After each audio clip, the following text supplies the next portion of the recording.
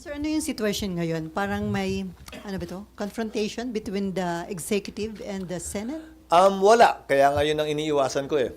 Kasi klaro naman yung batas kaugnay ng executive privilege. Pero imbis na mag-abogado nga ako sa sarili ko, nirefer ko na sa mga ibang abogado pa. Kasi yung hearing ni Senator Amy, kaugnay ng di umano, dahil wala pa naman sa akin tanggapan yung request sa pag-i-issue ng subpoena. At na ito daw ay may kinalaman sa kalayaan ng Senado.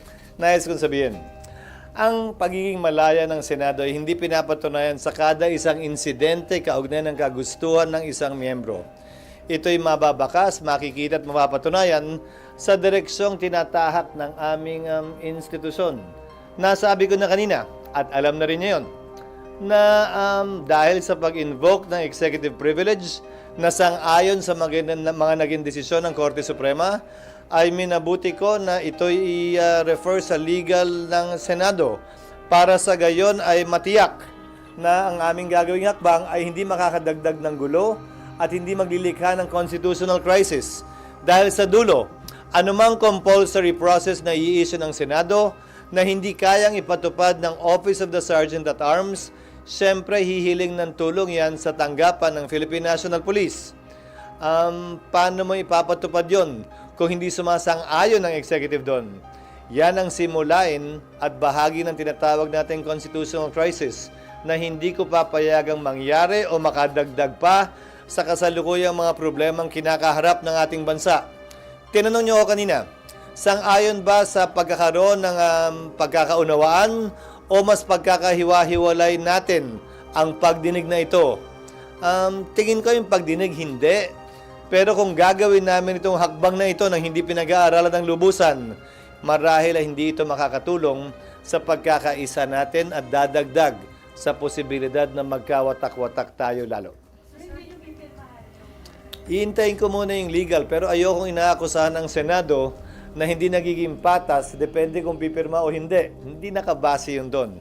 Gagawin ko pa rin palagi kung anong tama at naaayon sa batas at hindi kung ano ang pangangailangan o kagustuhan ng isa o ilang miyembro. So wala pa rin, sir, recommendation? Wala pa, nag-lunch ako tapos dumiretso na ako dito, hindi ko pa nakikita. So kung sakaling mag-request si Senator Amy para doon sa panibago na subpoena, hindi niyo yun actionan hanggat walang Hanggang wala recommendation? pang rekomendasyon yung legal dahil nasa parehong sitwasyon yun. Mhm. So hindi na ba maiwasan na madala pa ito sa Korte Suprema, sir? Pag-uusapan din. Ulitin ko, lahat ng mga naging question kaugnay sa executive privilege ay nagdulot lamang ng mas malawak na kapangyarihan at amplification sa parte ng executive laban sa kapangyarihan ng Kongreso. So isang konsiderasyon yun na dapat naming tingnan at suriin. Siyempre palagi may pag-asang mababaliktad yon, pero may pagkakataon at tsansa rin na lalong mapaigting yon. So, isa sa mga konsiderasyon yun na aming titimbangin. Sir, ano yung situation ngayon? Parang may, ano ba to? Confrontation between the executive and the Senate? Wala. Kaya nga yun ang iniiwasan ko eh. Kasi klaro naman yung batas kaugnay ng executive privilege. Pero imbis na mag-abogado nga ako sa sarili ko, nirefer ko na sa mga ibang abogado pa para hindi masabing sarili kong opinion lamang ito. So sir, the mere fact na may panibagong pinapasabina, dapat bang bilisan na ng legal team ninyo yung recommendation? Hindi. Anumang bagay na minadali mo, baka sa dulo mas masama ang kalabasan. Gawin nila ng tama ang kanilang trabaho na ayon sa kompletong pag-aaral at research. Yun ang mas importante sa akin. Sabi kanina, sir, ni Senator Ronald Bato de la Rosa, hindi pagrespeto doon sa doktrina ng checks and balance, yung hindi pagrespeto doon ng mga taga-executives doon sa Yan ang eksaktong sinabi namin sa kaso ni Ermita at sa kaso ni Neri. Ang kinatigan ng Korte Suprema ay ang executive branch. At binigyang pagpapahalaga at timbang yung executive privilege na kapangyarihan daw ng executive branch. Hindi naman porkit hindi tayo sang-ayon ay ibig sabihin mali na yon, lalo na kung may desisyon at batas na nagsasabing yon ang tama sa ngayon at sa kasalukuyan.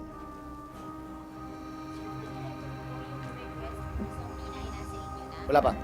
Pero may idea na po kayo kung Kasi ilan yung napanood ko kanina sa hearing, ganun kakapal eh.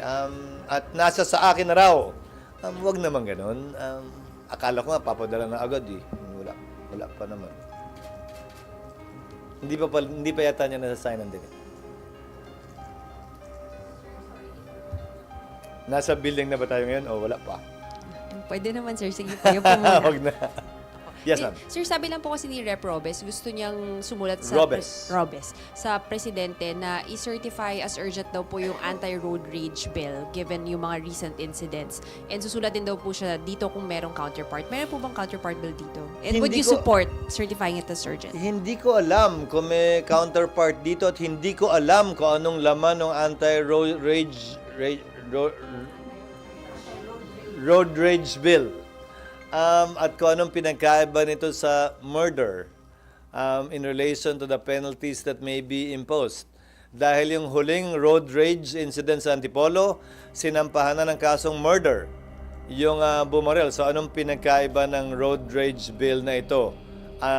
Paano niya mapapadali? Paano niya mapapabilis? O paano niya maliliwanag pa yung krimen kung sakasakali? Sir, last na lang po, Sir, New Yes, ma'am. Senate building.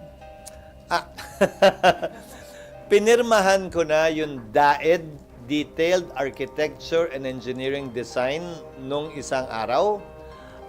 Ito ang kauna-unahang pagkakataon, wag niyo akong tanungin kung bakit, na nagkaroon ng DAED ang building na ito, na dapat sana ay meron na bago pa man simulan ang building, construction ng anumang building. But finally, meron na para tong roadmap, ika nga, hindi lamang plano, pero detailed nga yung unang D. Detalyadong plano na ito ng building. At ngayon na namin, sa pamamagitan ng pagbibid ng mga amounts na kailangan gawin, trabahong kailangan gampanan, kung ano magiging suma total nito sa mga susunod na linggo. Dahil nga, meron ng kompletong plano hanggang sa matapos yung building na pinirmahan ko, pinirmahan ng DPWH, pinirmahan ng contractor doon sa mga may pending pang trabaho at pinirmahan ng mga consultant at eksperto na kinuha ng Senado. So next week, hopefully, kung gusto niyo sumama, magsa-ceremonial signing din kami noon kasama ng mga stakeholders upang sa gayon ay maisa formal ito at parang makita nyo na rin siguro kung nasa ang stage na nga ba ito para maniwala kayo pag sinabi kong hindi pa kaya sa kasalukuyang taon. Doesn't mean na kung hindi nasunod yung kagustuhan ng isang member, parang hindi na yung kalayaan ng Senate. Are you hoping ba na kung may away man between Senator Amy at saka ang presidente, wag nang madamay pa yung Senate? Well, wala ako nakikitang away sa pagitan nila. Ang nakikita ko ay hindi pagkakasundo kaugnay sa isang issue o bagay. May kinalaman man yun sa politika o sa kani-kanilang trabaho bilang Pangulo at bilang miyembro ng Senado. Hindi sa ayaw kong madamay ang institusyon. Pero bilang tagapangulo ng Senado, gagawin ko ang aking trabaho at gagampanan ko ng naaayon sa batas at naaayon sa tingin kong kinakailangan ng ating bansa at ng institusyong ito. Hindi depende sa kagustuhan lamang nagkataon ng isa o dalawang hearing o isa o dalawang miyembro ng Senado. Pero I will reach out to them in order to explain the legal situation with respect to the invocation of executive privilege na hindi ito simpleng pagdadahilan lamang. Gaya ng sinabi ko sa inyo kanina, hindi ko tinatanggap din yung sub judice argument ni Executive Secretary Borsamin. Maliwanag ang mga desisyon ng Korte Suprema niyan. Hindi pwedeng pigilan ang pagdinig ng Senado o ng Kongreso for that matter dahil may pending case. Subalit, yung invocation ng executive privilege, yan ay naaayon sa batas. Mag-reach out, it means kakausapin mo na sila, sir, sina Senator Amy. Kakausapin ko sila matapos ito siguro, matapos kong matanggap yung kanilang request. Hindi para pigilan o sabihan sila kaugnay sa dapat o hindi nila dapat gawin. Pero para marahil ipaliwanag yung sitwasyon at direksyong tinatahak ko bilang tagapangulo ng Senado at mga rason kung bakit ko gagawin o di gagawin ang isang partikular na bagay. I think I owe that much to them.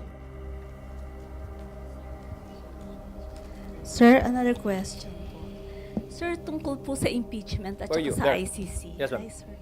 Could emerging details from the ICC proceedings be used as factual basis in an impeachment complaint against BP Sara?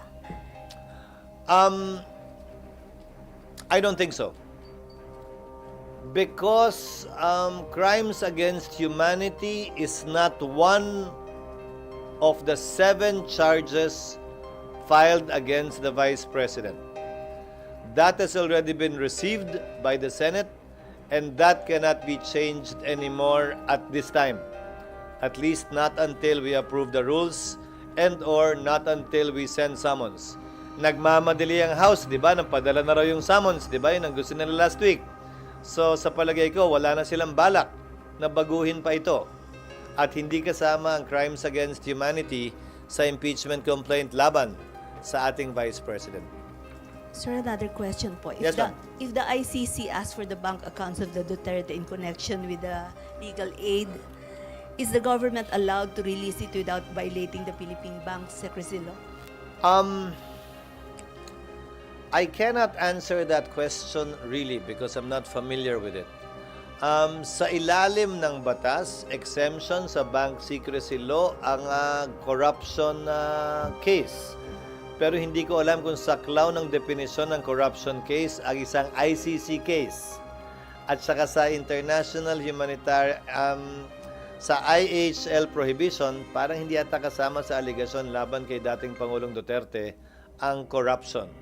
So hindi ko alam kung anong maaaring posibleng rason para kunin at hilingin yon maliban sa aspeto ng civil liability.